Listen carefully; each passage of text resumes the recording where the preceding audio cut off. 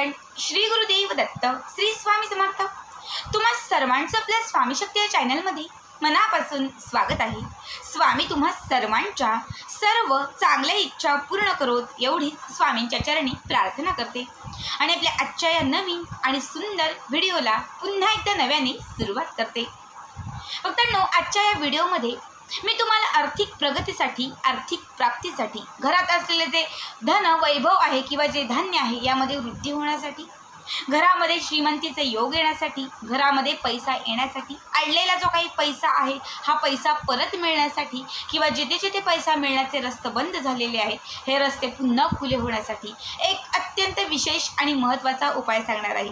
बघा, हा जो उपाय आहे तो लक्ष्मी कृपा होण्यासाठी, तुम्ही जे कष्ट करत आहात, जी मेहनत करत आहात, या कष्टांना, या नशिबाला भाग्याची साथ मिळण्यासाठी हा एक उपाय तुमच्या आयुष्यामध्ये भरपूर तुम्हाला मदत करेल।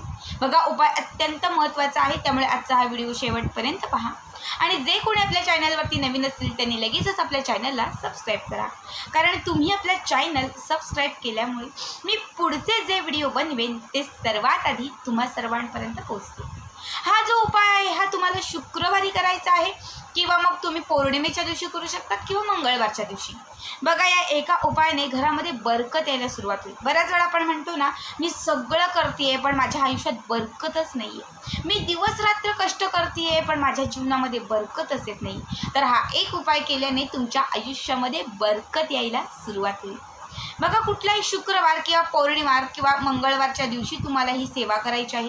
सायंकाळची वेळी जेव्हा आपण दिवाबत्ती करतो, ज्याला आपण सांज वेळ म्हणतो, प्रदोष समय म्हणतो, ज्याला आपण लक्ष्मी येण्याची वेळ म्हणतो, तर या लक्ष्मी येण्याच्या वेळीच तुम्हाला हा उपाय करायचा आहे। यासाठी तुम्हाला एक सुगड घ्यायचं आहे। आता सुगड म्हणजे काय, तर बघा, बाजारामध्ये सहजच तुम्ही कोणालाही सांगा, जिथे मातीची भांडी भेटतात, मातीच्या पंटे भेटतात, त्यांना सांगा की दादा आम्हाला एक सुगड द्या।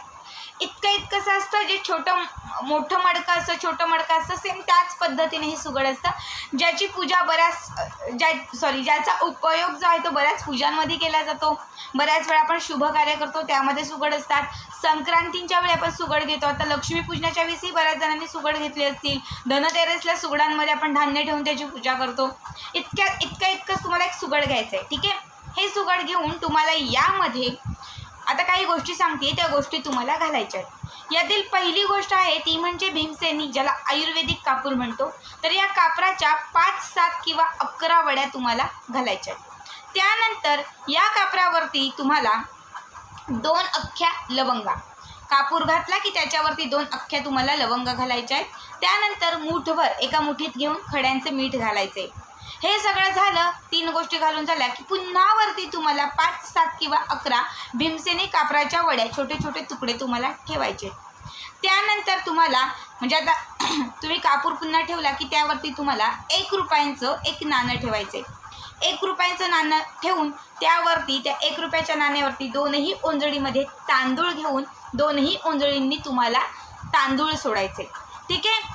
तांदूळ सोडून झाले की त्यानंतर सगळ्यात वरती शेवटी तुम्हाला एक हिरवा वेलदोडा, ज्याला हिरवी वेलची म्हणतो, तर ही हिरवी वेलची तुम्हाला एक ठेवायची आहे, ठीक आहे। या सुगडामध्ये या सगळ्या गोष्टी ठेवून झाल्या की त्यानंतर या सुगडाला तुम्हाला 5 बोटं हळदीची आणि 5 बोटं कुंकवाची लावायची आहेत। या बोटांनी करंगडीच्या शेजारचं जे बोट आहे या बोटांनी हळद कुंकवाची 5-5 बोटं तुम्हाला लावायची। लावल्यानंतर हे जे सुगड आहे ते तुम्हाला माता लक्ष्मीच्या समोर, जिथे माता लक्ष्मीचा फोटो असेल, टाक असेल, तिथे तुम्हाला ठेवायचं किंवा एक चौरंग घ्या, चौरंगावरती माता लक्ष्मीचा फोटो, प्रतिमा ठेवून त्यासमोर हे सुगड ठेवायचं आहे। बाजूला एक अगरबत्ती लावायची आहे, एक दिवा तुम्हाला लावायचा आहे, ठीक आहे। तुम्हाला याला सुगडाला हळद कुंकू अर्पण करायचे, तुमची जी इच्छा असेल ती इच्छा व्यक्त करायची आहे। त्यानंतर जो दिवा लावलेला आहे उजव्या हातात घेऊन दिवा ओवाळायचा आहे, दीप ओवाळायचा आहे, धूप दाखवायचा आहे, हळद कुंकू अर्पण, तांदूळ थोडेसे अक्षत अर्पण करायचे आहेत, एक फूल अर्पण करायचं आहे। तुमची जी इच्छा असेल ती इच्छा पुन्हा एकदा तुम्हाला व्यक्त करायची आहे। हे सगळं करून झालं की त्यानंतर तुम्हाला 5 वेळा श्री सुक्तम फळश्रुती सहित म्हणायचे। काही अर्पण बिरपण काही करायचं नाही, फक्त हात जोडून 5 वेळा श्री सुक्तम तुम्हाला म्हणायचे, ठीक आहे। हे म्हणून झालं की त्यानंतर हे जे सुगड आहे ते रात्रभर असंच चौरंगावरती ठेवून द्यायचे, संपूर्ण रात्रभर चौरंगावरती ठेवून द्यायचं आहे। दुसऱ्या दिवशी सकाळी जेव्हा तुमचं स्नान होईल, अंघोळ वगैरे करून होईल, तर तेव्हा काय करायचं आहे, हे जे सुगड आहे ते तुम्हाला तुमच्या घरातील उत्तर दिशेला ठेवायचे. आता उत्तर दिशेला कपाट आहे तर कपाटाच्या वरती ठेवा, उत्तर दिशेला शॉकेश आहे शॉकेशवर ठेवा, उत्तर दिशेला एखाद्याशी फळी ठोकलेली आहे त्या फळीवर ठेवा, कुठेही चालेल, फक्त उत्तर दिशेला हे सुगड तुम्हाला ठेवून द्यायचं आहे. जेव्हा पौर्णिमा येईल, पुढची पौर्णिमा किंवा महिन्यातून एखादा शुक्रवार मंगळवार, तेव्हा हे सुगड उचलायचं आहे. देवघराच्या समोर पुन्हा चौरंग ठेवून तिथेशी तुम्हाला हे सुगड ठेवायचं आहे आणि पुन्हा तुम्हाला त्याचं पूजन म्हणजे हळद कुंकू अर्पण करून एखादं फुल अर्पण करून धूपदीप तुम्हाला दाखवायचं आहे. महिन्यातून एकदा तरी याचं पूजन झालं पाहिजे. बघा, कुठलीही सेवा करत असताना ती फक्त केली आणि झालं असं होत नाही. त्याचा प्रभाव जर टिकून राहायचा असेल तर वेळोवेळी त्याची योग्य पद्धतीने पूजा केली पाहिजे, झाली पाहिजे, तरच त्याचा जो प्रभाव आहे तो प्रभाव टिकून राहतो. बघा, सुगड ही अशी गोष्ट आहे की जी शुभ गोष्टींसाठी वापरली जाते. जेव्हा आर्थिक प्रगतीसाठी, आर्थिक प्राप्तीसाठी माता लक्ष्मीला प्रिय असणाऱ्या ह्या सर्व गोष्टी म्हणजे मीठ झालं, तांदूळ झालं, लवंग झालं किंवा वेलची झालं, जे माता लक्ष्मीला अट्रॅक्ट करतात, माता लक्ष्मीला आकर्षित करतात, धनाला आकर्षित करतात, पैसा आकर्षित करतात, आपल्या जीवनात श्रीमंतीचे योग आणतात.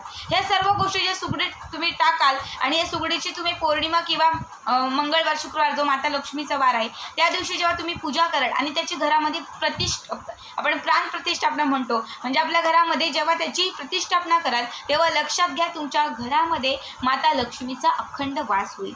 तुमच्या घरामध्ये जे काही असलेलं, ज्याला आपण म्हणतो ना की माझ्या घरामध्ये खूप जास्त दारिद्र्य आहे, माझ्या घरात खूप जास्त गरिबी आहे, हे दारिद्र्य संपायला लागेल, कुठेतरी गरिबी हटायला लागेल, घरात श्रीमंतीचे योग सुरू होतील, घरामध्ये पैसा यायला लागेल.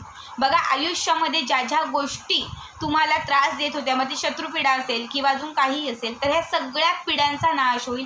मग 7.5 चालू असेल, ग्रहदोष असेल, हे ग्रहदोष देखील शांत होतील. आता हे सुगड कधीपर्यंत ठेवायचं तर कंटिन्यू ठेवा. कधी असं 6-7 महिन्यात वाटलं, वर्षात वाटलं की आता तांदळांना कीड लागलेली आहे किंवा आतमध्ये काहीतरी घाण वास येत आहे किंवा असं काही तुम्हाला कधी वाटलं तर त्यावेळेस काय करायचं, हे जे सुगडामध्ये ठेवलेल्या वस्तू आहेत त्या काढायच्या, वाहत्या पाण्यात विसर्जित करायच्या, पुन्हा यामध्ये नव्याने या गोष्टी टाकायच्या आणि पौर्णिमा मंगळवार किंवा शुक्रवारच्या दिवशी पुन्हा आपल्या घरामध्ये या पद्धतीने हा उपाय करायचा. हा एक उपाय तुमच्या आयुष्यामध्ये म्हणजे तुम्हाला जे जे हवं ते मिळून जाईल, घरामध्ये आर्थिक प्रगती होईल, घरात आर्थिक प्राप्ती होईल, बरकत येईल, तुमच्या मनासारखं सर्व काही घडू लागेल. अत्यंत साधा सोपा उपाय आहे, मात्र तुमच्या आयुष्यामध्ये बरकत आणणारा हा उपाय प्रत्येकाने आवर्जून करा. आजचा हा व्हिडिओ कसा वाटला कमेंट करा आणि तसेच पुढचे व्हिडिओ पाहण्यासाठी चॅनलला सबस्क्राईब करा. भेटूयात पुन्हा एकदा अशाच एका नवीन सुंदर आणि छान व्हिडिओमध्ये. तोपर्यंत सर्वांना धन्यवाद. श्री स्वामी समर्थ. जय जय स्वामी समर्थ.